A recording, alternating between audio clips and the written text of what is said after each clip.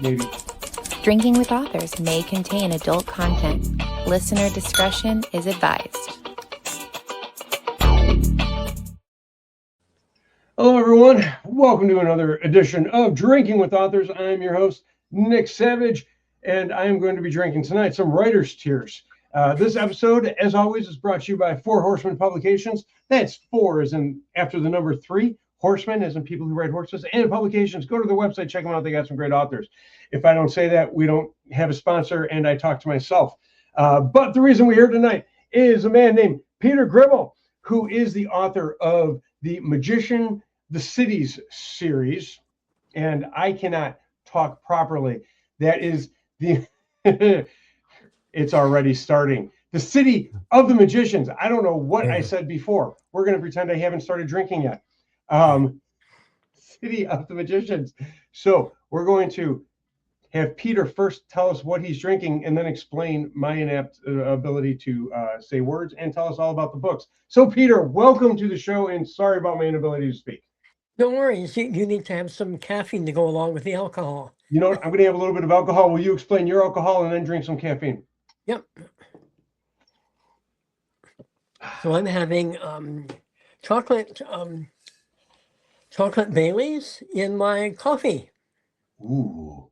Okay. I am a huge Bailey's fan, and I've seen like some of their other flavors. I've not seen chocolate. How is it? It's excellent. Belgian chocolate, to be specific.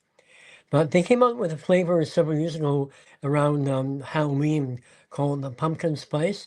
Man, that was delicious. Holy moly. And then there's another one that came out a couple of years later. It was like having liquid Christmas cake or festive cake. But if you're interested in lovely drink during the summertime in Canada, this is Agave gin from the wild norths of the Arctic with various things like crowberry, cloudberry, juniper berry, plus also have the Fever Tree Premium Indian Tonic Water to go with it. This is fabulous. It's a golden color, lovely thing. But my other favorite is, you're getting to see the inside of my liquor cabinet here. This is called the Délices de Sirop, or the Saint-Germain is the name of the company. But it's elderflower liqueur. But if you have it with elderflower tonic water, oh, it's refreshing. And so make sure you're sitting down for the duration, right? Now, for anyone listening or watching, if you've never had elderflower liqueur before, it is a very floral drink, as it is made from the elderflower plant, and it is very delicious. Yeah. Very dangerous, though. It makes it great, and by dangerous, I mean you're going to drink an entire bottle and not realize it. It is very smooth, goes in a lot of things. I've actually drinking that in everything from like Long Island's before. Oh, interesting. Okay. Oh, yeah. Okay. Now, not to detract, we will get to the books, I promise people, but it's alcohol first. What's more important? In one of my favorite variations of a Long Island, it goes by many names. I call it a Shanghai tea, which I learned from a bartender who served me one before I was 21. It's your gin vodka rum triple sec, and then your sour mix, but instead of topping with Coke, you top with Midori. And so I've taken that drink and instead of Midori, changed it out with elderflower liqueur, which is very good as well. But there's also a hard cider that now I can't think of it. Right. That is made with elderflower. I want to Twisted Orchard. Okay. Angry Orchard makes an Angry Orchard. elderflower one, or used to. Oh my goodness. That was phenomenal. But elderflower is great. I've not had the Agave gin before. It's incredibly smooth, and it's a gorgeous color. And if you're watching the sun go down, it just, wow, it picks up the sunlight beautifully. Now, it's not a traditional gin, though, because it has other flavors besides just juniper. Yep. So let me just read the whole thing. Yeah. That's it. It's got more botanicals. Oh, this is yeah, botanicals, absolutely. So, thank you. Oh, it's got cloudberry, crowberry, Labrador tea, cloudberry, and of course juniper berry, northern, what am I saying here? Yeah, so northern juniper, um, Arctic blend of Labrador tea. Cool. Yeah, I can't see it. Anyway, yeah, botanical. But it's got a lot of botanicals in there, and that's what matters. Yeah, and it's incredibly smooth, and paired with the Fever Tree premium Indian soda tonic water, lovely. Now to get to the topic of the show as why people join us. Can you tell us, and I'm gonna pronounce it properly this time, tell us about the City of the Magicians, starting with book one, Threat. Right, threat. This is what the cover looks like. Um, it starts with the basic premise is what does a pacifist, non-violent city-state do to prepare for a barbarian invasion coming in 6 months? They've got a plan. It should work. But then there's another underground movement plotting to subvert the same barbarian for their purposes. And the strategist of the city council knows there's something afoot and is trying to figure out how to expose it. They've got 6 months. But the young man they've chosen to educate the barbarian realizes, what? Me? No, you made a mistake. So that's chapter one. So the game's afoot. But The game's the afoot. image there, that is the number 5 written in the absolute way in City of the Magicians.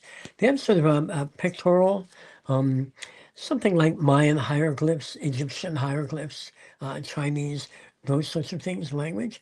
And over the years, they've been truncating it down to something they call quick glyph. So they write the number 5 a little more cleanly than this. But this has been painted on a house wall, which is very unusual in a city that does not usually have graffiti on it. But it's a clue that something is afoot. Very nice. Now, you study, or like to write about, I should say, the human condition, and of course, in this series, the pacifism when dealing with the aggressor, or an aggressor, I should say, not necessarily the. There's always more than one. Do you take a stance that pacifists by nature, because they're, and I'm not, this isn't a gotcha question, it's truly a curiosity question. Sure. I just know how I sound when I ask questions sometimes. That's okay. Do the pacifist people, there's a whole movement out that just because I'm a nice person doesn't mean I can't defend myself type stuff. So is this pacifist city an easy target, or is that kind of the aha, or the thing to be figured out in the book of you? Am I making sense? Yeah, it's sort Okay. of both. There's they have this reputation for a healing spring. They're sort of like Lourdes in a way. So people come, get free samples of healing water and stuff. And meanwhile, the city has quietly gone wealthy, quietly fleecing the pilgrims. But they have this pacifist approach because it enhances their reputation. And they deeply believe in it, but they become lazy and complacent. So they think it is sufficient. And so they're beginning to realize, particularly the strategists in the city council, realize we have to do more. So how do we resist, keep our integrity intact, and just say, no, you will not rape, pillage, or burn our city. But how do we do this? So I was very interested in. I've been interested in this subject for decades, and it first started when I was about 9 years old. Fortunately, I lived in France between the ages of 8 to 12. And my father was in NATO. And the nice thing about Europe is that you can get in the car and drive through 5 countries if you want. So the first summer we went into Scandinavia, which was glorious. And then the second year, my parents, who had gone through the war, my father was grounded. He loved to fly. He was a pilot.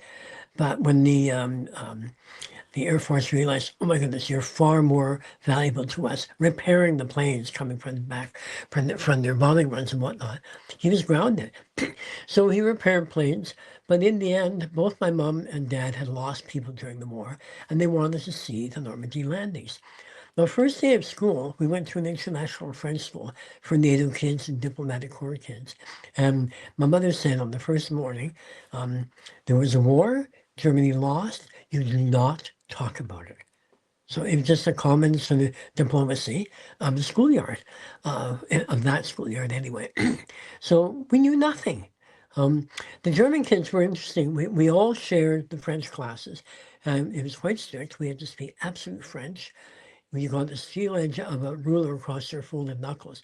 If the institutrice, the teacher, heard any other language than French. So we spoke French. That's immersion, the tough way, but it worked. But in the afternoon, we all separated into our different portables and stuff. The German kids were a very interesting, self-isolating bunch. There was a palpable shame, embarrassment about them. And it was very unusual if you formed a friendship with any German kid. They kept it to themselves. And if you were bright or remotely sympathetic, then a friendship might start. But our friends, being Canadians, our friends were instantly the Dutch because Canada liberated Holland. But unfortunately, I never learned a single word of Dutch because they were practicing their English, which was better than ours. They could correct us with impunity. You are using an adjective instead of an adverb type of thing. So anyway, the second summer, we went up to Normandy. There's a big war memorial site there. The D-Day landings happened there and all that sort of stuff. It was fascinating. And then I was utterly shocked by the cemetery, which is tens of thousands of little white crosses going to the horizon. My mum was trying to exercise my poor mathematical skills and saying, and how old was this one as we stood in front of each cross? How old was this one when he died? Invariably late teens, early 20s. And then she pointed to another cross and said, and how old was this one? And I said, Mummy, the numbers are wrong. The guy had been born in the late 1890s and died in 1918. And he said, that's because he died in the First World War. I was stunned into silence. There were two more wars in the same place. I couldn't talk. So the interesting thing is I found that years later, they were sons of Teddy Roosevelt. One had died in the First World War and one had died in the Second. And so they disinterred the one in World War I and brought to have him lie beside his brother. Anyway, so we drove off to Vimy Ridge, which is very important for the Canadians. We lost something like 30,000 men in a very short period of time. But I refused to get out of the car. Something in me had had enough. This was wrong. All this commemorated death was unsupportable. And my parents must have thought that I was just suffering from some childish sulk. But for me, I knew deep down I was right. It's sort of one of those funny experiences in your life when you wake and you know. You may not be able to articulate it, but, and so the whole notion of pacifism and nonviolence was something I never thought I would ever write about it. But I read Mahatma Gandhi's stuff and Dr. Martin Luther King, amazing essays, amazing writing. Mahatma Gandhi feels that pacifism and nonviolence must start within. It starts with yourself. So you watch your thoughts and just, was that an nonviolent thought? Anyway, so I have a provisional sympathy for pacifism, but it doesn't always work. And it's sometimes out of place. Pacifism delayed the Britain's entry into World War II. And the curious thing about Martin Luther King and Mahatma Gandhi and a few others, they're killed. They end up being assassinated. So what is wrong with pacifism that invites a violent response? And yet, pacifism has evolved, and nonviolent resistance also has resolved. There's this thing called, I think it's called a 3.5 percentage, that if 3.5% of the population emerges in a peaceful protest, 70% of the time, the regime that is being protested against will fall. And And it was I think it was the Hungarian, I'm going to get it wrong. It was either the Czechoslovakian or the Hungarian Revolution. It was called the Velvet Revolution. And the people poured out non-violently, and the regime fell. But it does not negate what had all happened beforehand. It was years in the making. So, sorry, that's the long answer. No. Long answers are much appreciated. I don't want to say did. Of course it did. You're currently in Canada, correct? Yes. Okay. And you only lived in France from 8 to 12. Did you then Yep. move to Canada after that? I'm originally born in Quebec, Canada, and moved when I was 8, returned when I was 12. Yeah, because you said your father was in NATO, so you were living overseas for a bit. And I know you like to study languages, and I do want to touch on that because I wanted to ask you before, and we were kind of talking. I said, no, I'm going to wait on this. Farsi and Punjabi you're studying. Yeah. And I love my dad, but I tell my dad I'm studying languages. He's like, why are you studying languages? What's the point? And I'm like, because they're fun, and because they're fun to learn. But I will ask, in terms of practical languages, because I know, like I was telling you, I study Irish Gaelic, and Scottish Gaelic, which are not very practical. Like anyone I meet who speaks only those languages is not going to, like they're so far rural in those countries. I'm never going to go there. But I don't get to travel as much as I like to, but I would love to be able to go to those spots. But it's not practical. Like Spanish, Chinese, those are more practical. You know what I'm saying? Languages to study.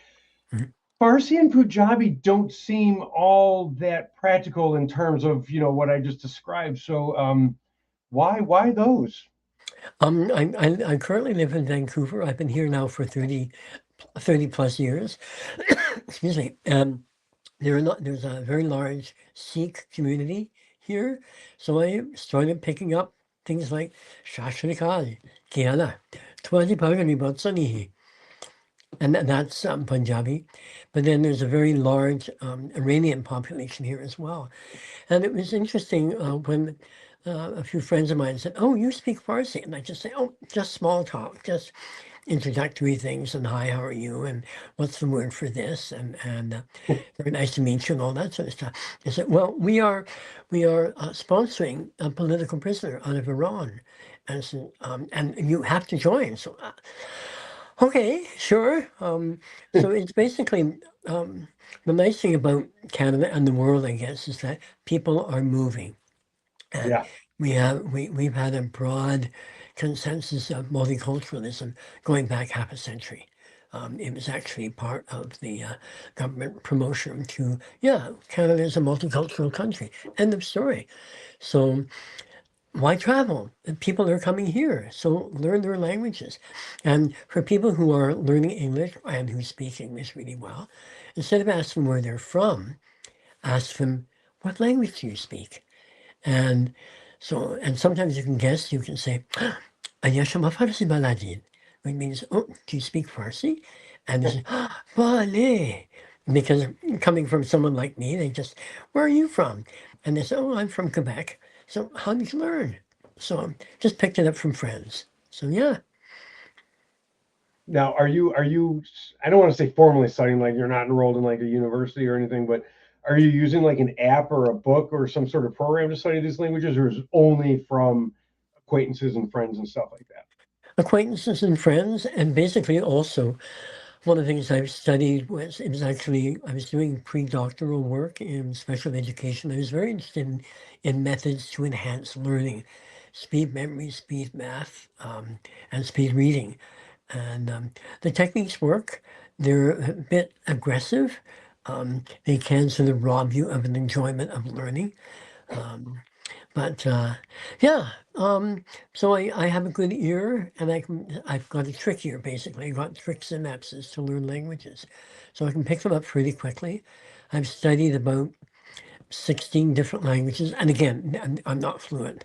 My German's not so bad. My French is more or less fluent. And bit by bit, my Farsi is becoming convincingly fluent, even though it isn't.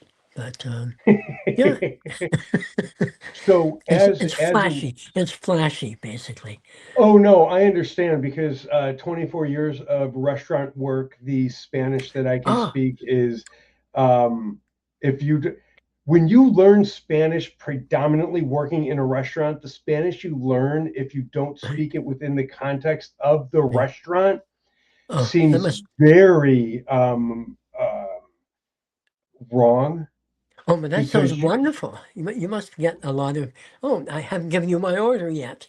oh no no no no no, you learn it from the cooks who are Oh, okay. yelling and swearing Oh at my you. goodness. Oh, oh, And because where I grew up in Chicagoland, all the cooks were Spanish. And as you get, I started serving tables when I was like 16. So as you're older and you're 21, 22, and you guys are all the same age and going out and drinking and you're yelling at each other during the shift and stuff, it's very you learn the phrases that your mother would never want you to say in front of her, and right, you learn how to speak to people in ways that you wouldn't ever do so in your native language. And it's right, just kind of how you learn, and it was all done in good fun. Like we weren't right, angry at each other. We were friends. It's like two friends busting each other's balls, but you're right. doing it in a language. And a quick story because I do want to ask you a question. But like there was Yeah, this girl I was working with, and the cooks. She asked the cooks, "How do you say?" I can't remember what the phrase she was saying was, or right. give me like. She was asking to say, "Where's my steak?" or like what's Okay. taking my food. So some phrase where you can yell at the cooks, it's a type stuff. Only they didn't teach her to say that. Oh no, They taught bad. her how to say, "I want to suck your balls." Ooh. And so she'd run in the back of the kitchen during the rush when we're all busy and we're all, frantically running around and ticket times, instead of being 20 minutes or reaching 45 minutes. And she'd be yelling at the cooks in Spanish, "I want to suck your balls." Bad. And they'd all laugh at her.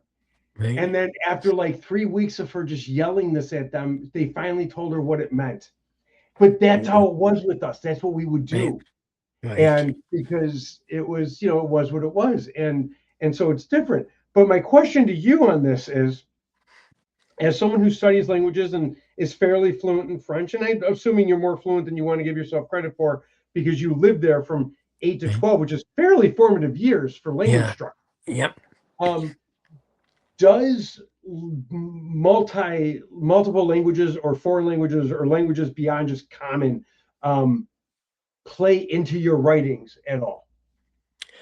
Yes. Well, one of the things that I had fun with was basically creating the language for the City of the Magicians. And so I developed this. Actually, I can show you pictures of what the writing looks like.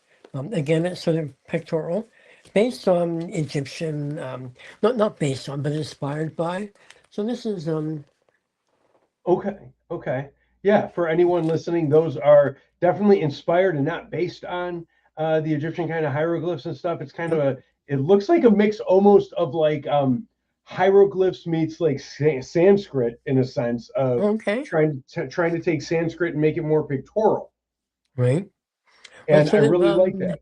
it's mine as well, and mine also developed a very quick form of writing. The very little that is left. Um, so it used to be quite pictorial, and so I began to play with the pictorial side and drew it down into quick forms. But I also got my names similarly from dictionaries. I didn't know what the name of my protagonist was going to be, and eventually I just happened to open up a Greek English dictionary, and there was the word "sas," which is the second person plural. And I thought, oh, okay, there's a good name. Now, the interesting thing is with names, J.R.R. Tolkien also said the same thing, that if he didn't have a name for someone, there was no horror, there was no backstory, there was no person there. But the moment he had the name of a person, a character, boom, the story was there, the plot, the forward plot arc was there, what their relationship with other people were. My second protagonist is the young woman who gets, unfortunately, recruited into the underground movement, which entraps people with sex and drugs in order to get their way. Um, and her name took months I didn't even know what gender she was. And then once the gender sort of settled, I had a name placer, and I knew it wasn't right. And then finally, when her name came, boom, she just magically, her story arc stretched right to the end of book 3, and it was an enormous relief. So it was very interesting how J.R.R. Tolkien had names were basically the foundation for his characters. But there are other people like Ursula K. Le Guin. Her Earthsea stories started with a map. And when she drew that map of Earthsea, only then did the stories emerge. So in order to make sure, I have my own map there, whether you can see that. That is actually also available on your website, I believe. Yeah, it's also Um, available in the books themselves. Each book has a slightly different version of the map. Um, um, but the other thing that I was a cute story about maps or about being aware of where you are in the city. There is a mystery writer based here in Vancouver, and his detective inspector knew the back parts of, say, the West End of Vancouver and all that sort of stuff. And so at one point in one of the novels, one of the mysteries, he has him going down the street. And this story must be 20 years old now, because he eventually got a letter from the Outer Hebridean Islands off Scotland from a fan who said, "Oh, you know what? You've got him going down the wrong way. It's a one-way street. He's going the wrong way." And lo and behold, he did. He was right. So the thing is, make sure you have your maps, your language, and your position, your infrastructure is reliable, and refer to it to make sure, because someone will spot a mistake if it's there. So. Oh yeah, no, I actually people catch it all the time. There was a TV show actually me and my wife were watching called The Mentalist, and I love it. One of my all-time favorite TV shows. Uh-huh. And um, it takes place in a fictionalized, and if you're lucky enough to find like the treatment or the pitch for the TV show, the Bible, it says it takes place in a fictionalized California, centering in Sacramento. And the reason they say this, and it's actually kind of a tool that I've used because I write in real places like Chicagoland or the Kissimmee, Orlando area, it helps with time travel. Not like forward, not like future to past, but like going from point A to point B instead of it taking 2 hours, 20 minutes. Because in the show, they make it from Sacramento to somewhere in Colorado in like 4 hours. Okay. Huh.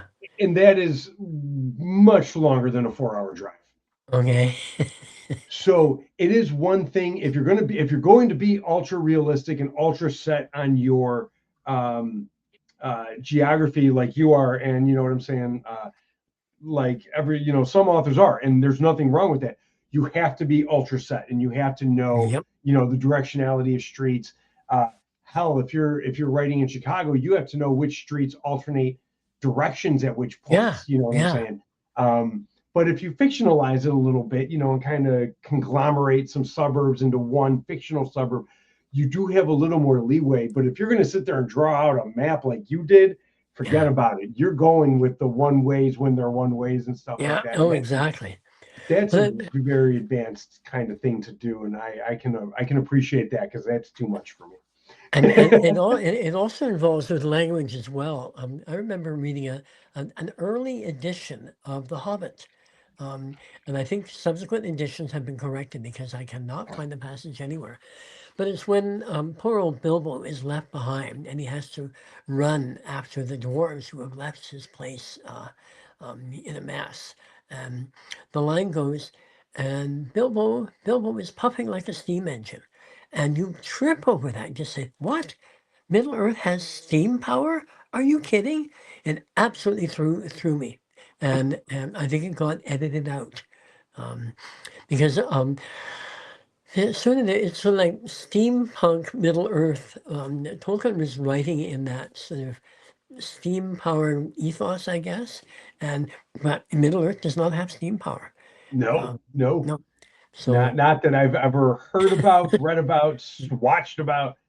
But that's funny because I'll be reading books for authors before they're, like Oh, out, good. pre-publication, and they'll say things, and I'm like, unless this takes place in our world and not some alternate, you can't use this phrase or you can't Absolutely. mention this. Absolutely. And I have then a it, rule with words. I've got that great big humongous Oxford English Dictionary, that 2-volume thing with that tiny, tiny little print that needs a microscope, a magnifying glass to read. But they tell you the etymology, the first appearance of certain words. And mhm. if they're too modern, if they're, say, after 1850 or so, I won't use them. If I have some doubts about them, because we have words like relevant. Yeah. The word relevant is incredibly popular in the 20th century, and it was hardly ever used prior to that. And so there are other words that I'm sort of cautious of, so people can feel comfortable that this world feels substantial and real and reliable. That is very hard. And I don't want to say you're limiting yourself because you're not. Oh Obviously, yeah, you've oh written great no, I books. am. I realized how much I was But liberating myself yeah, because I was keeping the word down to say the 16th century when I thought, oh come on, give yourself a break. So I extended it to about, as I say, the mid 1800s. well, I guess in the sense of if you're going to, limit yourself and say, I'm not using words that come out after 1850, which is wonderful and very a task I would never be like, I'm going to do that because I'd be like, no, no. You could also, I mean, Shakespeare made up over 200 and something words or 2000, some ridiculous amount of words that Oh we still yeah, use to this day. absolutely. Um, do you ever find yourself making up words for your, Oh, absolutely, like, absolutely. I know Um, you have the language, which is more pictorial, mhm. but like the language translates to languages we understand. Are you making up words that are only, you know what I'm saying? That like, But I make it clear for the reader that these are words that they consider as real and viable. They talk about magic, and by the way, the magic that they experience is the same as ours. It's that same. If we acknowledge what happens in our day-to-day life, like those weird coincidences when you walk down the street and you say, "Oh, I'll cross the street here and turn left." This is my usual example, and then you bump into someone. Oh my goodness, I haven't seen you in 10 years. Hey, let's go for coffee. And yet, what we need to do is reflect and step back and re-follow the breadcrumbs and say, where was that impulse, that intuition, that inspiration to cross the street and turn left? So there was something that in us that was aware, awake, and just gave us a push. And these things happen far more often than we acknowledge. And we very seldom take the time to just say, oh my goodness, if I hadn't have done this, this wouldn't have happened. And it happens far more commonly. So this is part of the foundation of magic. So they talk about the, the magic that you experience is the same as ours. So there's nothing exceptional. It's part of existence. And they talk about the sentience of reality itself and that we live in this medium. So there's a whole different ethos that they understand reality functions in a far richer, larger, more generous perspective. And this also gives a foundation to their notions of pacifism, nonviolence, because there's a reason for that, a much larger reason than say a political one.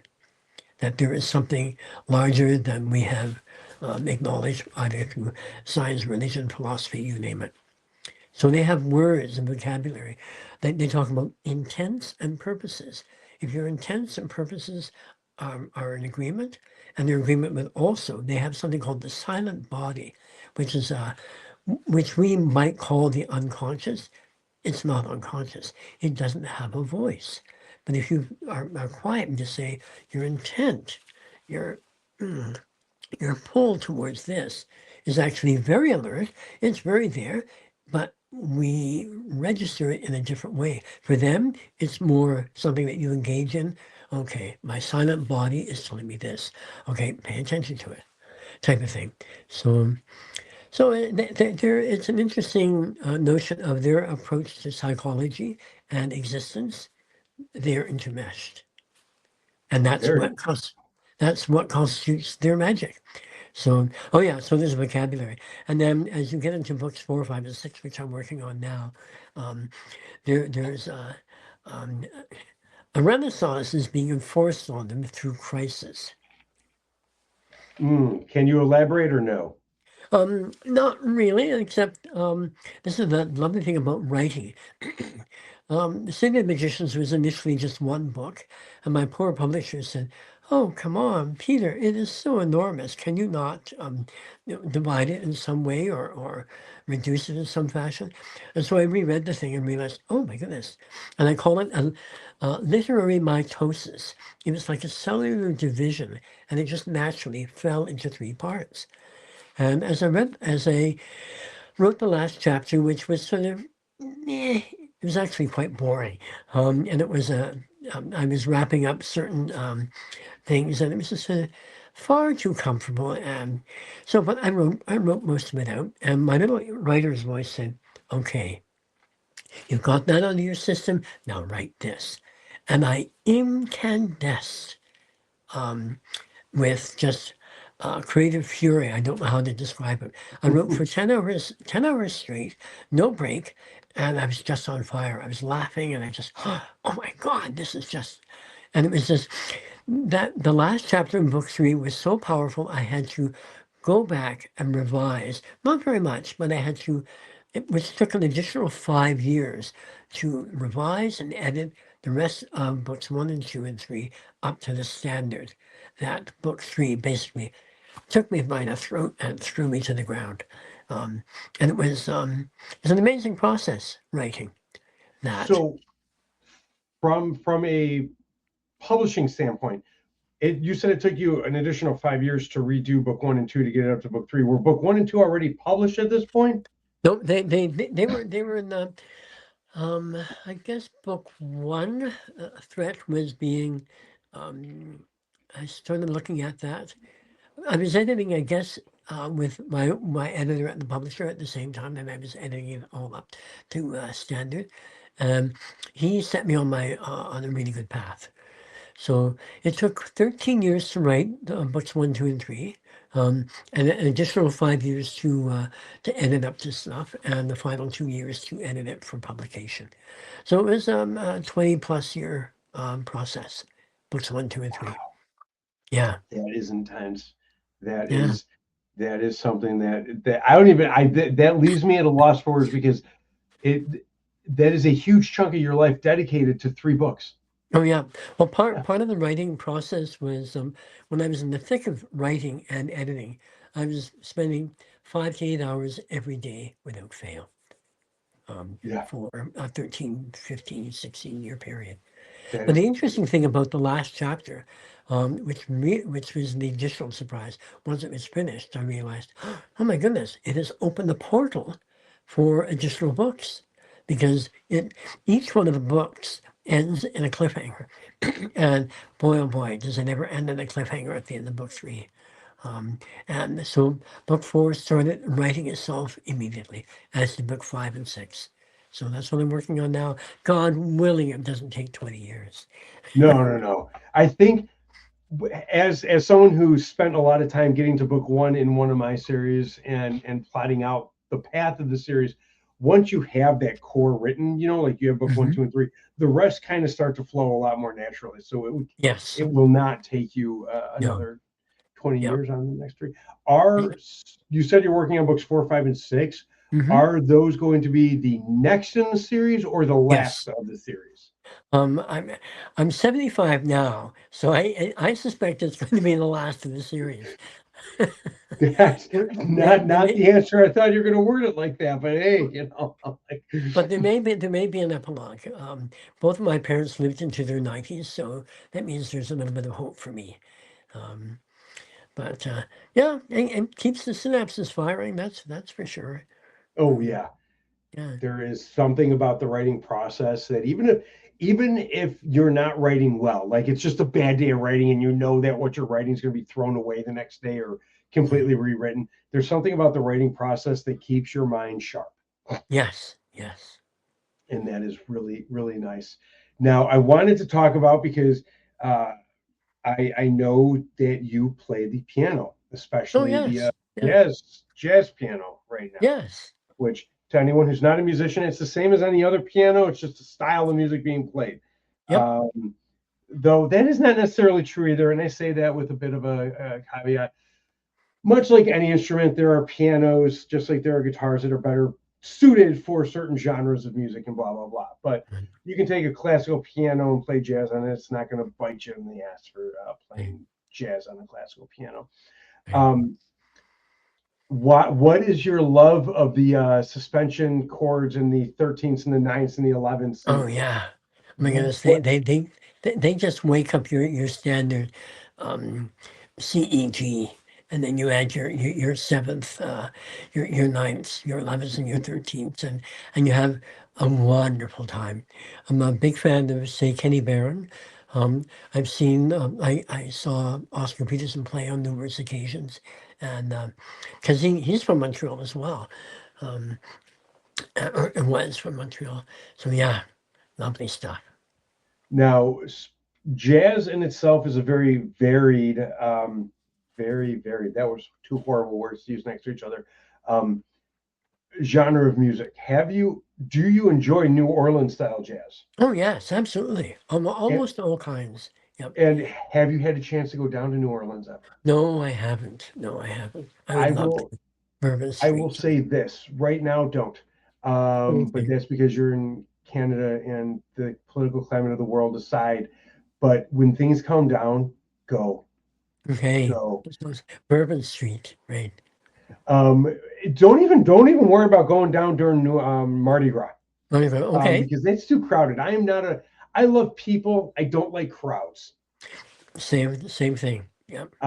Me and my wife went for our honeymoon, which was like February, which is Mardi Gras season, but it was before Mardi Gras. And Okay. they were getting And ready, so it was starting to pick up. So it wasn't terribly, and but the close to musician, Valentine's Day. And close to yes, Valentine's Day. but it was the music scene down there Right. is so unlike Right. anything else I've seen. And growing up in Chicago, there's music scenes in Chicago, but it's Oh blues, yeah, no kidding. it's it's metal, it's R&B and rap, and it's very different music scene in Chicago. And you go down to New Orleans, and the buskers on the street corners isn't just one. I mean, it can be one guy with his guitar, but sometimes it's entire bands, like three, Wow. four-piece bands just set up on the street corner. Amazing. And it's you would love it if you were into jazz Yeah. and enough that you're into jazz that you're telling me, you know what I'm saying, in the little stuff that you had to send to the coordinating producer to get back to me about it. You would Right. love New Orleans any time of Right. year. Um, don't go in the summer. It's going to be way too hot if you're Oh, used to right. Canadian temperatures. Right. Um, Well, now I have to ask. it can get pretty humid, and in Montreal there's the Festival du Jazz in Montreal that goes on for about 2 weeks. Music is everywhere on the streets, pre-concerts, concerts you pay for, amazing venues, and the city becomes alive with yeah. Now that's a lot closer than New Orleans, and my geography and knowledge of other countries' cultural stuff is very limited to a degree I am embarrassed to admit. Tell where to repeat all that for me, and for anyone listening who's like, "What did he just say?" Oh, Because okay. now I have to go to Canada. Yep. In Montreal, they have, now this was like 30 years ago. I'm sure they still have it. They have a 2 week venue called the Festival du Jazz, or the Festival du Jazz, the Jazz Festival in Montreal. And the whole streets are shut down, and they're jazz. It's almost like, as you described, there are bands on street corners, and then there are huge venues and major stars, and then concerts that you pay for directly. I was very interested in jazz pianists, so I selected all the jazz pianists that were coming. This is some time ago, but I have not been back, sadly. But it can get pretty hot. Montreal can get very humid. Some of the Canadian summers are just as bad as the ones in the U.S. Um, Yep. So yeah, I but don't. there's Yeah, also yeah. No, don't get me wrong. I'm not one of those like, oh, the U.S. is the hottest place on the planet. Like Jordanadad is the hottest place in the world at the average temperatures of 126 degrees Fahrenheit. oh, It is very, very harsh climate to live in. But I just know that the farther north you get, it tends to be a little, colder. So I cooler. Yep. just figure that, a place known as the Great White North doesn't get that hot, but apparently, Well, we I'm right. we now have a fire season, sadly. Oh, Even not here good. in British Columbia, where I live, a couple of years ago, a little town called Lytton just exploded into flames because of the fire season that we have here. British Columbia, far west side, right? Yep, we're immediately north of Washington State.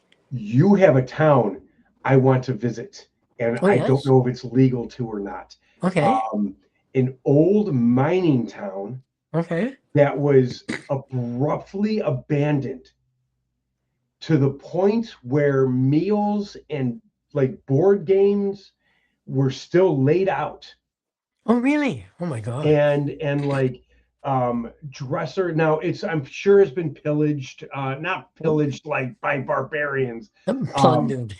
but yeah, like, Lo- like people going Looted. in doing their urban exploration and stuff and taking anything valuable. But Oh, an entire village was just up and abandoned like overnight in an instant. And I don't know exactly where, but I know it's in British Columbia along the okay. coast somewhere.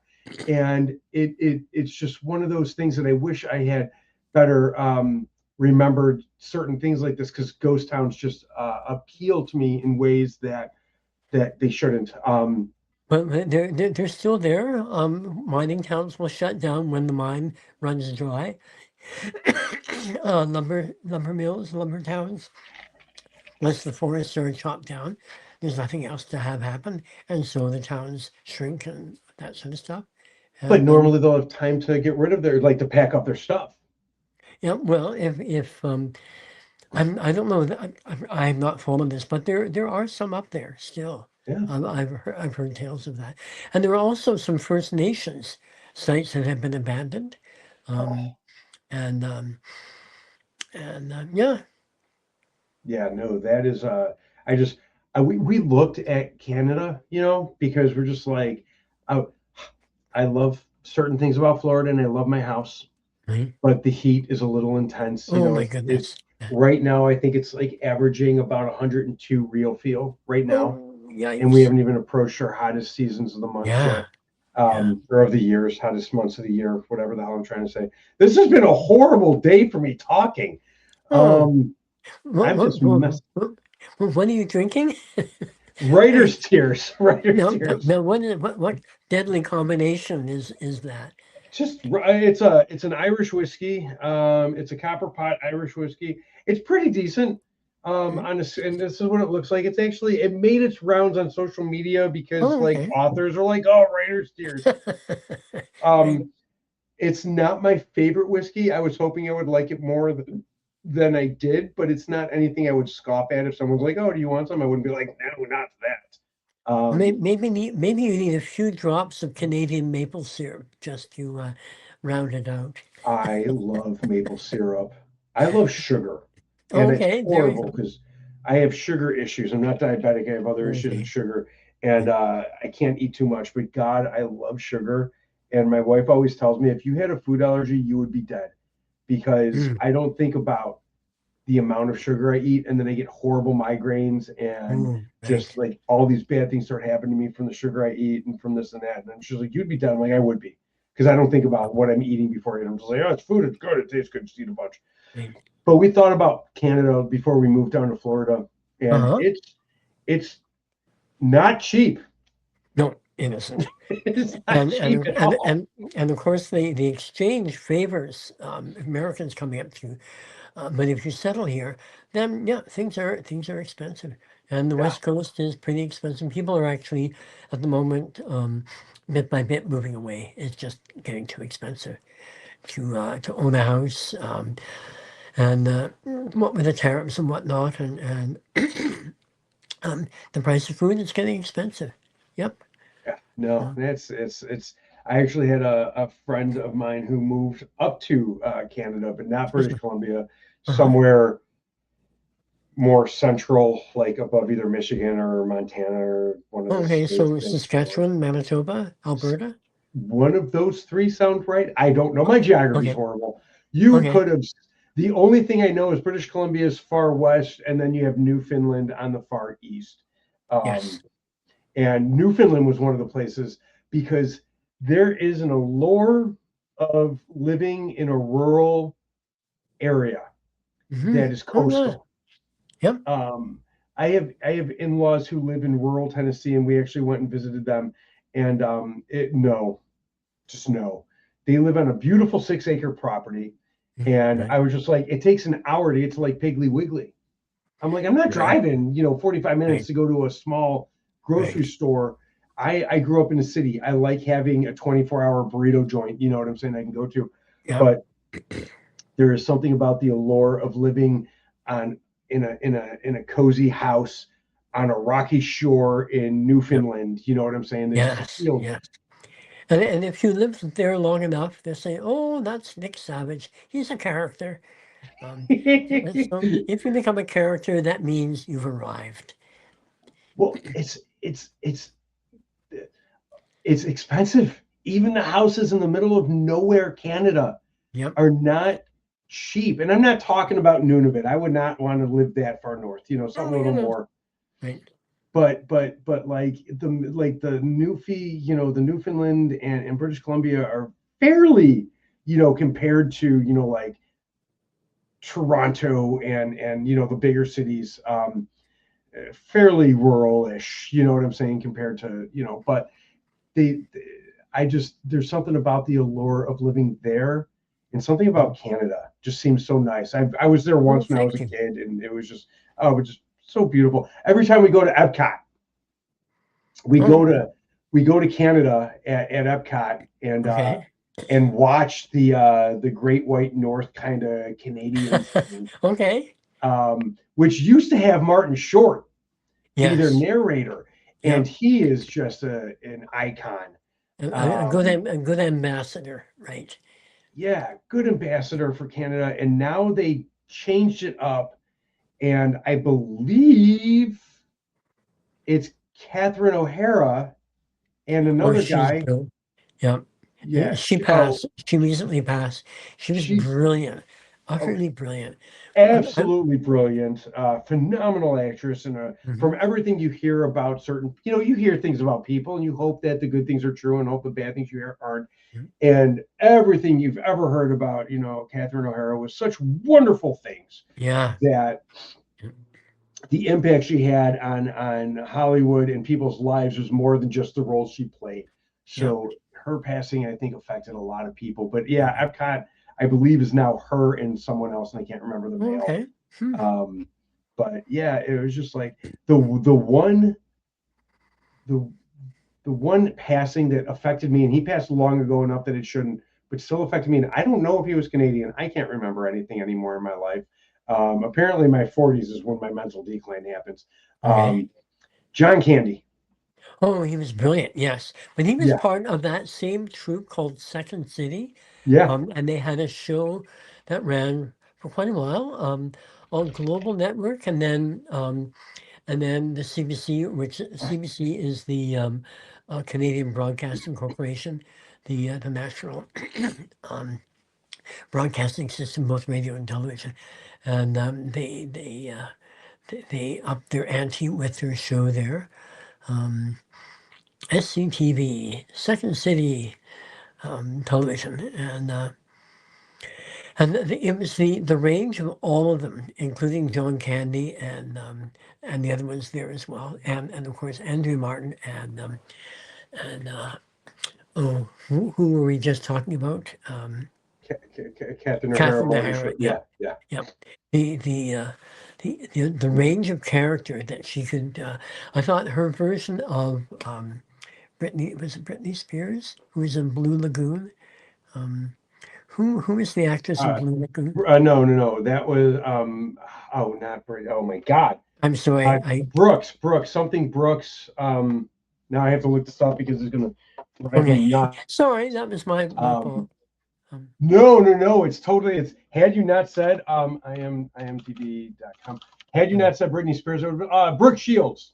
Brooke Shields, her take on Brooke Shields was mesmerizingly spot on and yet incredibly funny. Yeah. Yep. It's absolutely wonderful stuff. It got a little off topic, but God, Yep. I Okay. love Yep. it. I have an affinity for certain things I just like have to talk about because I just love it. It's like Oh, just that's so long. good. Yep. John Candy was brilliant. But And his principal character was Danny LaRue. I think that was his character. And his exercise videos was, opening the fridge door, closing the fridge door, opening the fridge door, closing the fridge door, right?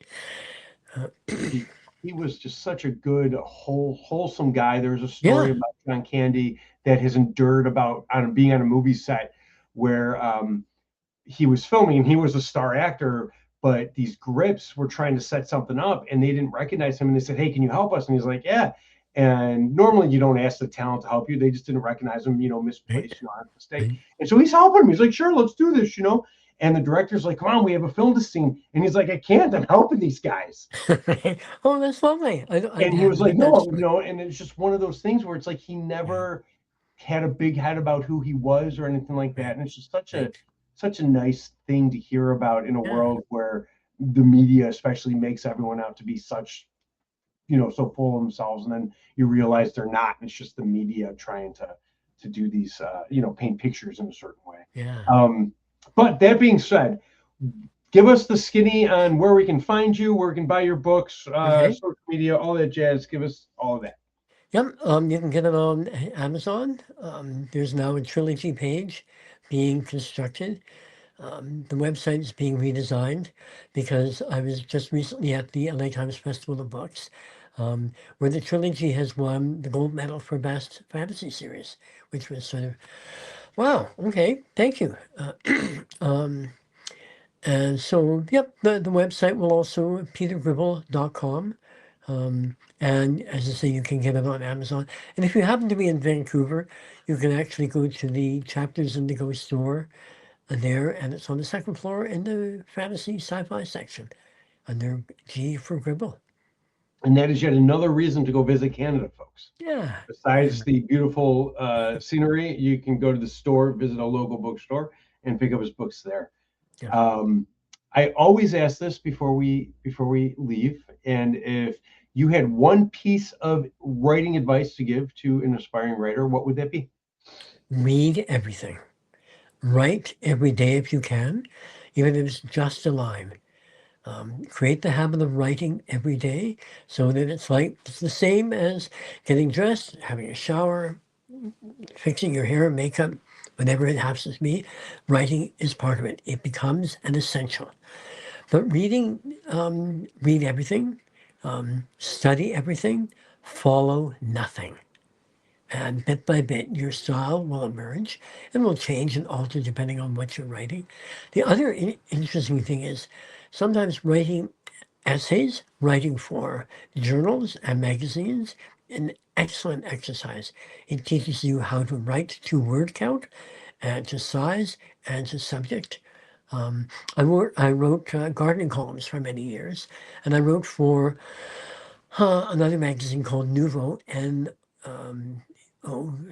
Nuvo, and it was a very interesting exercise in keeping within the format, and it basically teaches you how to write according to the order, right to order. But if you're writing for yourself and for the subject matter that is close to you, subject matters that are uncomfortable for you, like for me, war, pacifism, was one of the instigators for writing City of Magicians. And it took me in directions I had no idea what was going to happen, which is good. Well, thank you for that. That is actually quite nice to hear. And I get a lot of advice, and sometimes it's a lot of writing advice, but you actually don't hear the read a lot or read everything. Yes, absolutely. people tend to skip the fact that reading helps your writing process, Yep. or just take it for granted. I don't want to say skip it, not dogging anyone who's giving me advice in the past. I do try and be careful about what I say, but sometimes I say things like that didn't come out right. That didn't come out how I mean it. The other thing about reading, sometimes rereading is absolutely just as important, because when you're rereading a second time, you begin to see, oh, the structure. Oh, this character did this when I wasn't expecting it. And it's Yeah. very interesting to see. Comfort reading is also very good to say what makes you feel cozy, but what sort of draws you out, what helps you develop and grow and become more cognizant of life and people and yourself. Lovely. Thank you so much for all of your time My and all your pleasure. wisdom. What a great pleasure. You've been a pleasure to talk to, and for And everybody, you too. thank you. Well, one last cheers. Cheers. Yes. For everybody who's tuned in, thank you for tuning in, and don't forget to like, follow, share, tell people about us, and don't forget to check out the gold medal award winner of the LA Times Festival of the Books, Peter Gribble. Everywhere books are sold, and if they're not in stock, have him order the books for you, or get them off his website, or just take a flight up to Canada and check out that bookstore. But until next time, remember, it costs nothing to be kind. Peter, don't go anywhere. We'll be right back. Not you guys, though. You're off for the day. Thank you for listening to Drinking with Authors. Join us next time for another fun conversation with an author over drinks.